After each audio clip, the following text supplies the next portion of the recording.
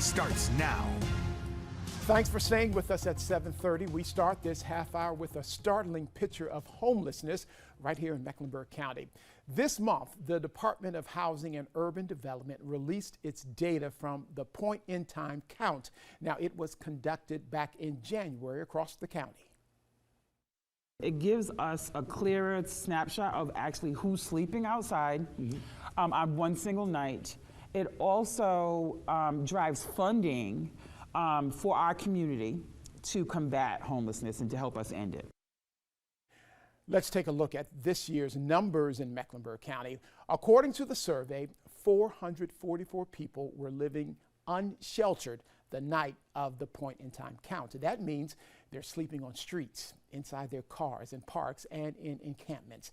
That number, 444, is about a 16% increase from last year, and it's the highest number since 2010. And keep in mind here, this is considered an undercount because not every unsheltered person was surveyed.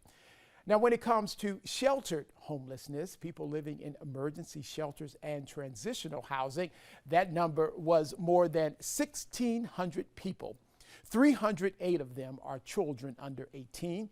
It's a 3.2% decrease from last year, attributed to a drop in the number of shelter beds available.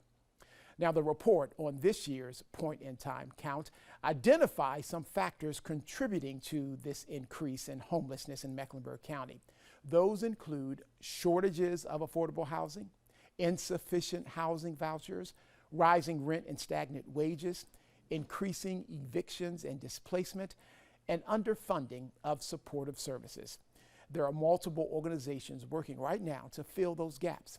We've told you about some of them, including Hearts for the Invisible.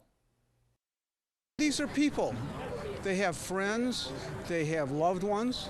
They may be homeless for things that have nothing to do with them. They just, it happened to them. Stuff happens in life.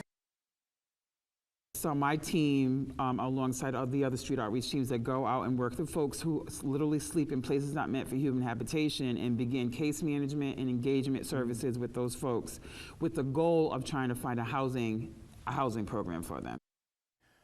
But advocates say more needs to be done, from increasing shelter capacity to increasing the amount of deeply affordable housing in Mecklenburg County.